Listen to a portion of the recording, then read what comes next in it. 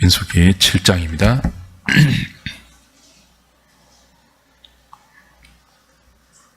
10절부터 17절까지만 보겠습니다. 그리고 넘어가서 89절 그렇게 보도록 하겠습니다. 민수기 7장 10절부터 17절까지 제가 한 절, 여러분이 한 절 교독하고 마지막 89절은 같이 보도록 하겠습니다. 제단에 기름을 바르던 날에 지휘관들이 제단의 봉헌을 위하여 헌물을 가져다가 그 헌물을 제단 앞에 드리니라.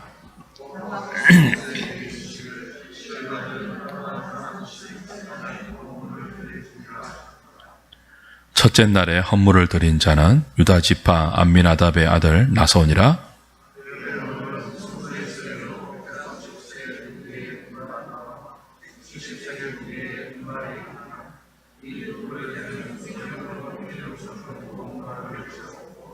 또 13개의 무게의 금그릇 하나라. 그것에는 향을 채웠고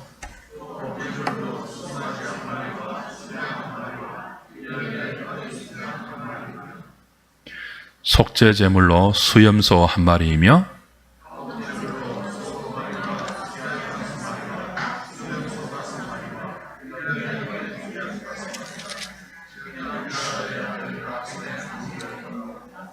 쭉 넘어가서 89절 같이 보겠습니다. 모세가 회막에 들어가서 여호와께 말하려 할 때에 정거계 위 속죄소 위에 두 그룹 사이에서 자기에게 말씀하시는 목소리를 들었으니 여호와께서 그에게 말씀하심이었더라. 아멘. 지난주에 말씀드린 것처럼 민수기 7장은 성막 봉헌식 때 하나님께 드렸던 이스라엘 12지파의 예물입니다. 1절부터 9절까지는 레위인의 직무를 위해서 12지파 지휘관들이 자원해서 드린 예물이에요. 지난주에 그 의미를 확인했습니다. 그리고 오늘 볼 10절부터 88절까지는 이 성막 봉헌식 때 제단에 봉헌한 예물입니다. 그러니까 앞에 1차 예물은요, 수레와 수레를 끌 소들이었죠. 예물이. 레위인들이 성막을 조립하거나 분해해서 이동할 때 수레에 실어서 그것을 이동했지 않습니까? 그 수레에 실지 못하고 어깨에 매는 고앗 자손에게는 1차 예물이 할당되지 않았어요. 그래서 1차 예물은 레위인의 직무를 위해서 드려진 자원 헌물이었다면 오늘 나오는 2차 예물은 성막 봉헌식 때 제단은 그 성소 안에 분향단이 아니고요, 성소 마당에 있는 놋제단, 번제단을 이야기합니다. 그 제단에서 제사 드릴 예물을 12지파의 지휘관들이 드렸습니다. 11절을 보면 이제 하나님께서 모세에게 이렇게 지시하는 것이 나와요. 지휘관들은 하루 한 사람씩 제단의 봉헌물을 드릴지니라. 그 12지파가 제단 봉헌물을 드리는데 하루에 한 지파씩 드려라. 그렇게 이제 지시한 거죠. 그리고 그 지시에 따라서 12절부터, 그죠? 먼저 유다 지파, 그리고 이사갈 지파, 스불론, 르우벤, 시므온, 갓, 에브라임, 므낫세, 베냐민, 단, 아셀, 납달리까지, 이게 83절까지인데요. 한 지파당 6절씩 할달되어 있습니다. 그러니까 똑같은 예물을 하루에 한 지파씩 돛제단에 봉헌할 예물로 이렇게 드렸던 것입니다. 그 헌물의 내용이 뭐냐 하면 13절 보시면요, 그의 헌물은 성소의 세겔로 130세겔 무게의 음반 하나와 70세겔 무게의 은발이 하나라. 이 두 그릇에는 소재물로 기름 섞은 고운 가루를 채웠고, 그러니까 은반 하나와 은발이 하나, 이 두 그릇에 고운 가루 소재물을 채워서 예물로 드렸습니다. 1차적으로. 그리고 14절 13개의 무게의 금그릇 하나에 향을 채웠죠. 이거 아마 분향단에 드릴 그런 예물 같아요. 그렇게 채웠고, 그 다음에는 15절, 16절, 17절 보면 번제를 위한 헌물, 속죄제를 위한 생물, 헌물이다. 그리고 화목제를 위한 예물로 번제물로는 수송아지 한 마리, 수양 한 마리, 1년 된 어린 수양 한 마리를 바쳤고, 속죄제물로는 수염소 한 마리를 단촐하게 바쳤고, 그리고 화목제물로는 훨씬 많이 바쳤습니다. 소 2마리, 수양 5마리, 수염소 5마리와 1년 된 어린 수양 5마리를 이렇게 봉헌물로 드렸어요. 요약하면 소재를 위해서, 그죠? 은 하나와 은반 하나와 은발이 하나에 고운 가루를 기름 섞어서 소재물로 드렸고, 그리고 13개의 무게의 금그릇에 향을 채워서 분향단에 분향할 수 있는 예물을 드렸고, 그리고 번제를 위한 예물, 속죄제를 위한 예물, 화목제를 위한 헌물을 드렸어요. 그리고 이런 헌물의 내용은 유다 지파부터 마지막 납달리 지파까지 다 동일했습니다. 하나도 틀리지 않았습니다. 그러니까 12일 동안 하루에 한 지파씩 그 지파의 대표인 지휘관이 하나님께 제단 봉헌을 위해서 제단을 위한 봉헌물을 드렸는데 내용이 똑같아요. 그죠? 은발 하나, 은발이 하나 똑같았고요. 금으로 만든 금그릇도 똑같았고요. 그 안에 채웠던 소재물과 그 향의 내용도 똑같았습니다. 그리고 번제로 드릴 희생제물도 똑같았고, 속죄제로 드릴 것도 똑같았고, 화목제로 드릴 화목제물의 내용과 숫자도 똑같았어요. 그게 이제 83절까지 계속 반복됩니다. 오늘 우리가 본문을 다 같이 읽지 않았던 이유가 거기 있습니다. 유다 지파만 읽으면 나머지 12지파는 뭐예요? 똑같은 이야기가 지루할 정도로 반복됩니다. 이거 생략하지 않아요. 각 지파가 유다 지파처럼 드렸더라 그렇게 생략하지 않고 각 지파가 매일 드릴 때 똑같은 기록을 똑같이 반복해서 12번 기록하고 있죠. 84절부터 이제 88절까지는 그렇게 12지파가 드린 예물의 총 합계가 나옵니다. 이는 곧 제단에 기름 바르던 날에 성막 봉헌식이에요. 이건 지난주에 말씀드렸죠. 출애굽기 40장에 나왔던, 그렇죠? 성막을 봉헌할 때 성막과 그 안에 있는 모든 기구에 기름을 발라서 구별하여 하나님께 봉헌했잖아요. 그 말입니다. 제단에 기름을 바르던 날에 이스라엘 지휘관들이 드린 바 제단의 봉헌물은 은쟁반이 12이요. 한 지파에 하나씩이니까 12이죠. 은바리가 12이죠. 역시 똑같이 한 지파에 하나씩요. 금그릇이 한 지파에 하나씩이니까 또 이것도 12이죠. 합이. 은쟁반은 각각 133개의 무게죠. 은바리는 각각 73개의 무게죠.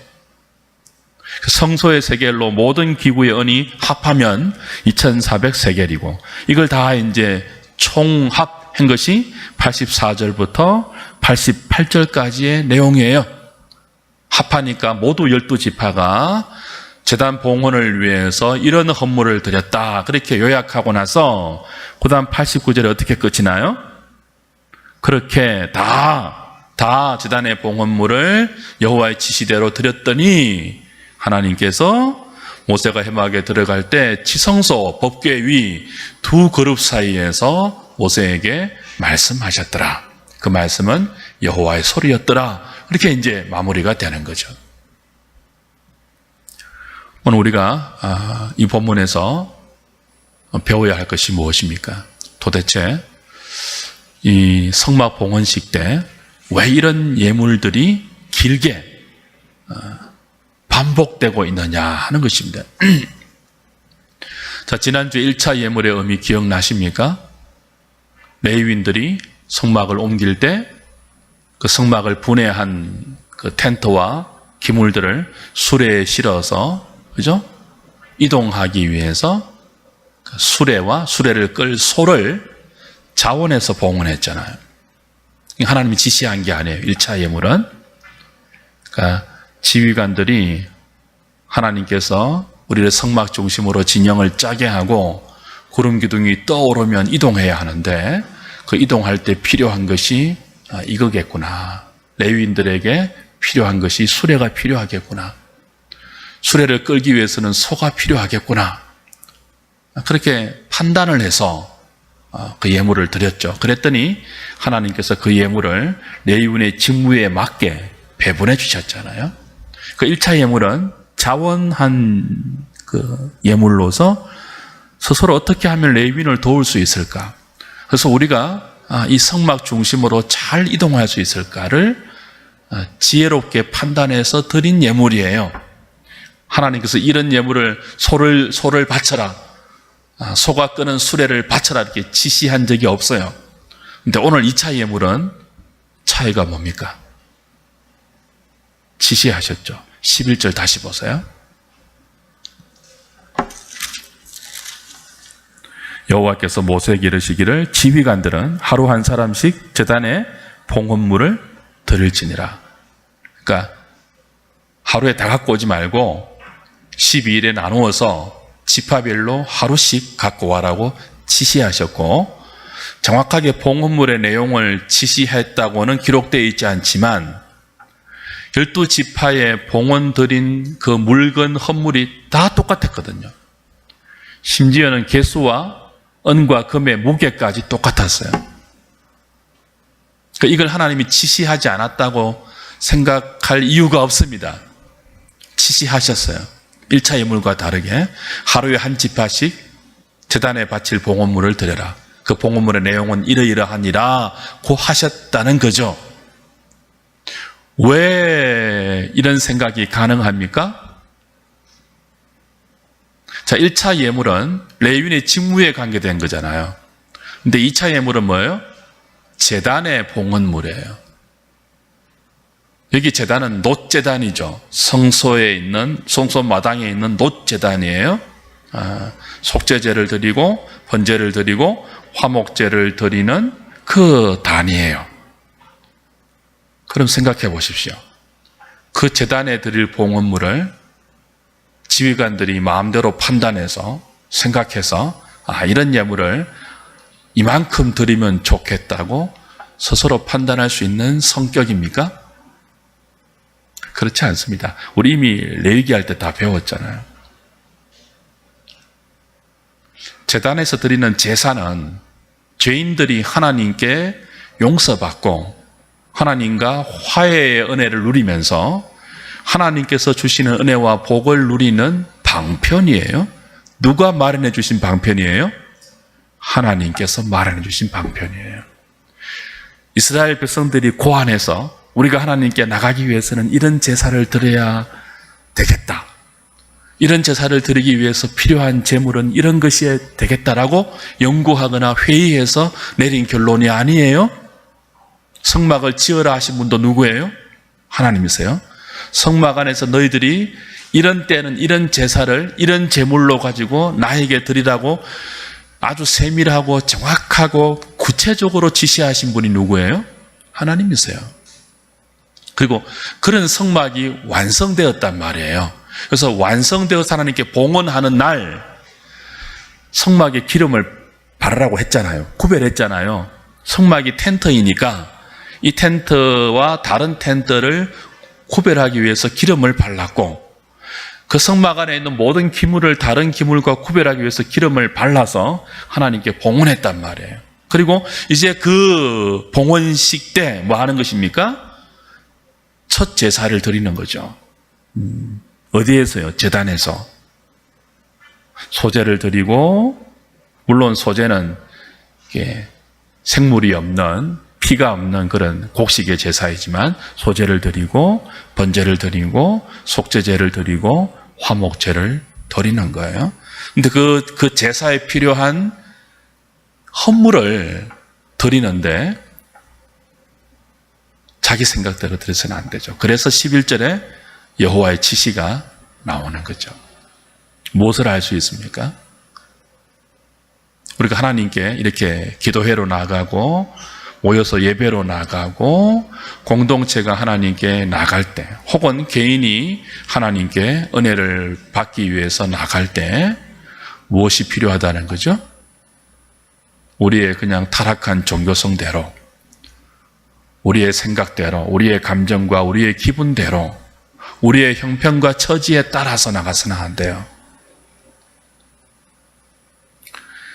주님 앞에 나갈 때, 삼위 하나님 앞에 나갈 때는 개인이든 공동체이든 언제든지 하나님이 지시하신 규례대로 나가야 돼요.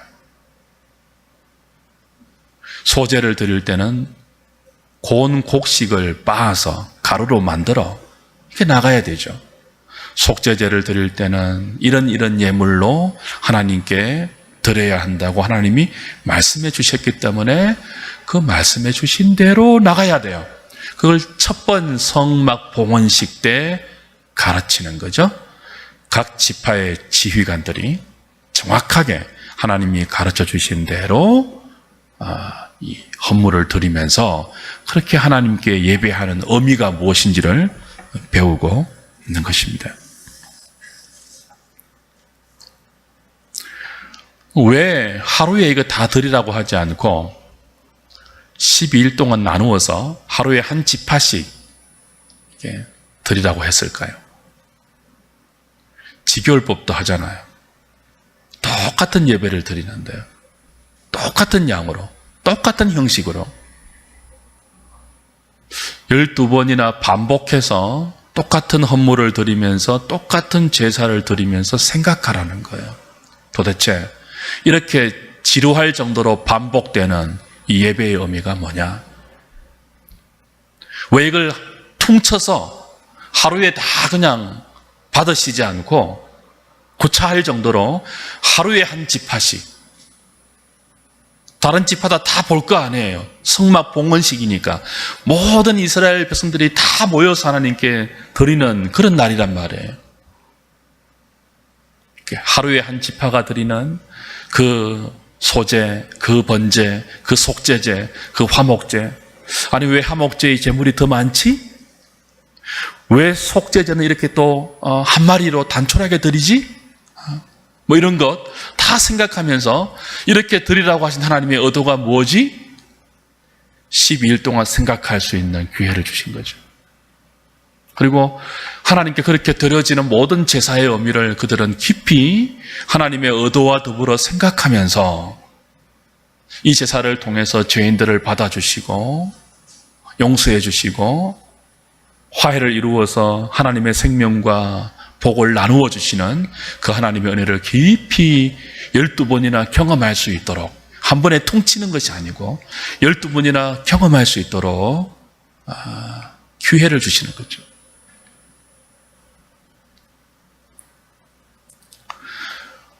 이때 지겹다. 왜 12번 똑같은 거 드리라 하느냐 이렇게 생각하면 그 사람 꽝입니다. 그죠? 그런 사람은 89절의 결론에 도달하지 못해요. 89절의 결론이 뭐예요? 12번의 이 예배를, 제사를, 헌물을 동반한 제사를 지겨울 정도로 똑같이 다 드리고 나서 비로소 하나님이 말씀하세요. 지성소 하나님의 법궤 위 속죄세 뚜껑에 있는 두 그룹 사이에서 하나님의 음성이 들려요. 우리가 모여서 예배드리고 하나님께 예물을 드리고 우리의 기도를 드리는 이유가 뭐예요? 말씀하시는 하나님을 만나기 위해서 아닙니까? 지성소 안에 계시면서 우리를 다스리시고 우리를 가르치시는 그 하나님, 그 여호와의 소리를 듣기 위해서 아닙니까? 모였는데 하나님의 음성을 듣지 못하면 그 꽝 아닙니까? 언제 하나님의 소리가 당신의 보좌 위에 있는 그 두 그룹 사이에서 모세를 통하여 그의 백성들에게 들려지죠? 정확하게 하루에 한 번씩 하나님이 지시하신 대로 지파의 지휘관들이 모든 백성들을 대표해서 하나님께 이 예물을 드렸을 때, 이 정확한 예배를 드렸을 때, 그때 비로소 하나님의 말씀이 그 공동체 가운데, 한 사람 한 사람의 심령 가운데 허락되는 것입니다. 이 하나님의 음성을 들어야 살거든요.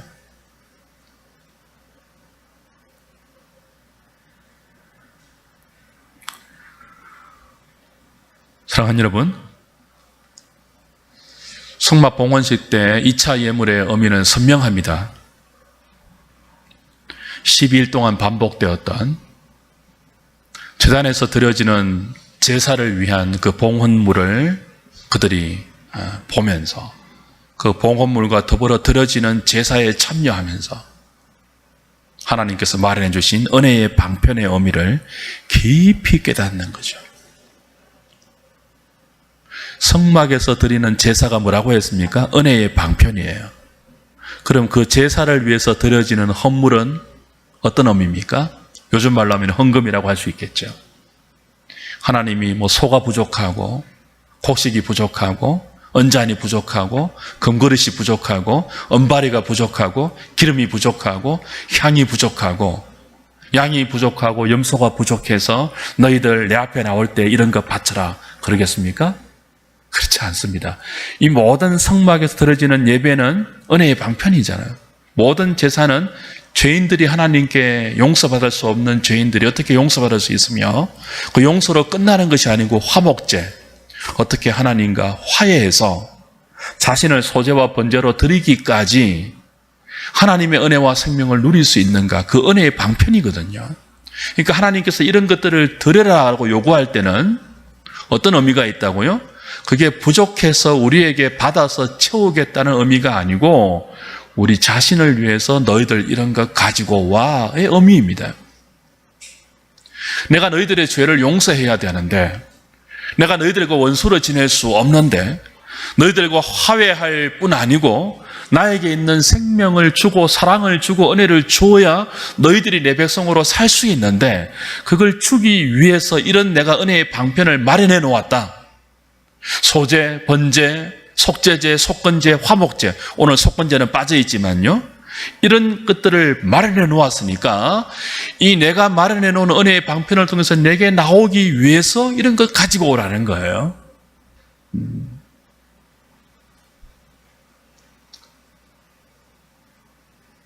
그래서 인색해서는 안 되겠죠. 하나님께 헌물을 드릴 때 1차 예물과는 달리 여호와가 지시하셨잖아요. 하루에 한 지파씩 이런 봉헌물을 가지고 나와서 나에게 제사해라. 아유, 하나님 많습니다. 우리 지파는 인구가 이거밖에 안 돼. 이렇게 하지 않았다고요. 다 균등했거든요.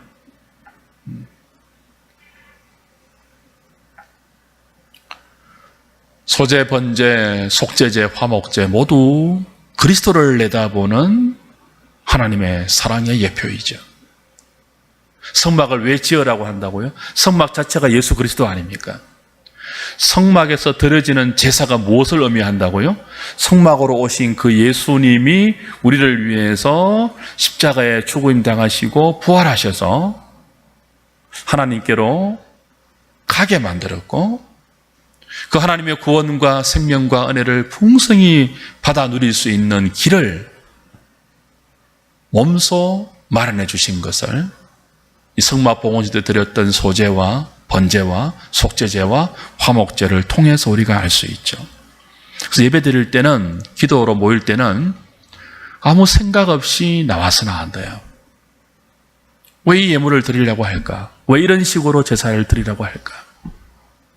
왜 우리가 예배를 드릴 때 삼위 하나님을 찬송하는 찬송을 가장 먼저 드려야 되고, 기도할 때는 왜 회개하는 기도를 드려야 되고, 왜 시편 찬송을 통해서 하나님이 하신 일들을 우리가 더듬어서 회고하며 감사해야 하는지, 헌금의 의미가 뭔지, 말씀을 듣는 의미가 뭔지 그 생각하면서 우리가 예배를 드려야 되죠.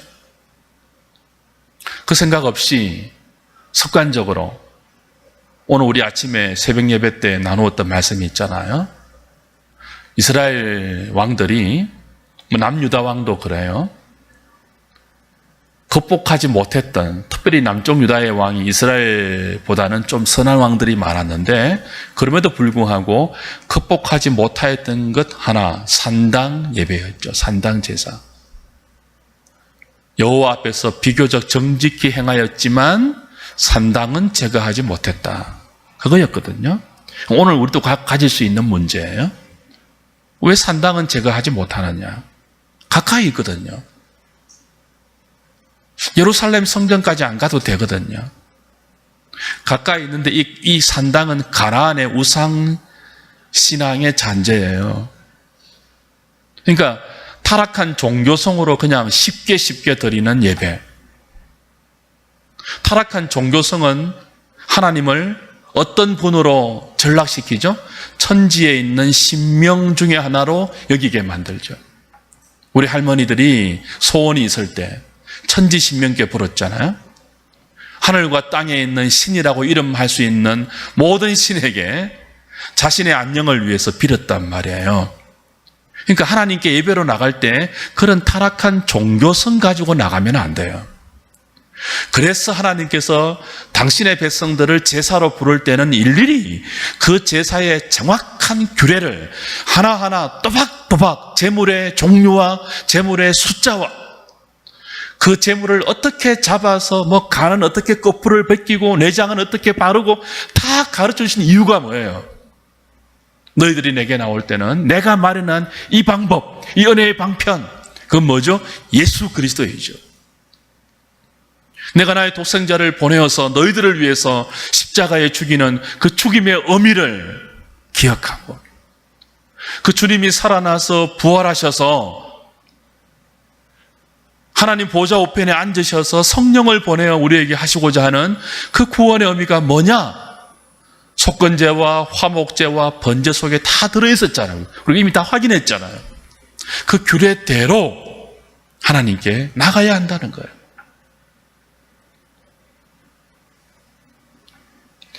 그렇지 않으면 예배를 아무리 드려도 지성소에 계시면서 우리를 다스리시는 그분의 음성을, 그분의 소리를, 그 소리를 통한 하나님의 뜻을 들을 수 없고 깨달을 수 없는 거죠.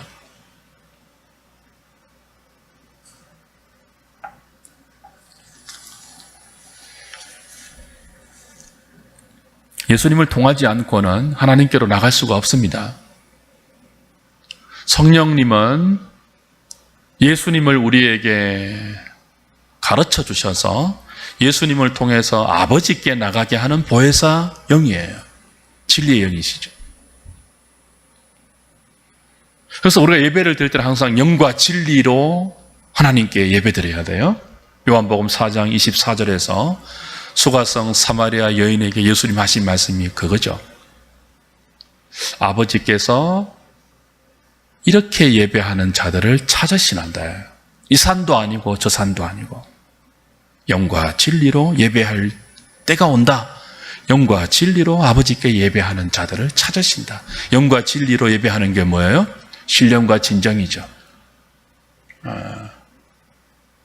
타락한 종교성으로 자기 기분과 자기 상황에 맞추어서 자기 소원과 자기 기대를 갖고 나와서 천지신명 정도로 하나님을 찾고 구하는 것이 아니고 내가 어떻게 죄인 되었는데 이런 나를 주께서 택하셔서 나에게 생명을 주시고 구원을 주시고 복을 주시고 그리고 하나님께 있는 모든 좋은 것들을 주시기 위해서 마련하신 은혜의 방편, 길과 진리와 생명 대신 그 그리스도를 통해서 하나님께 어떻게 나가,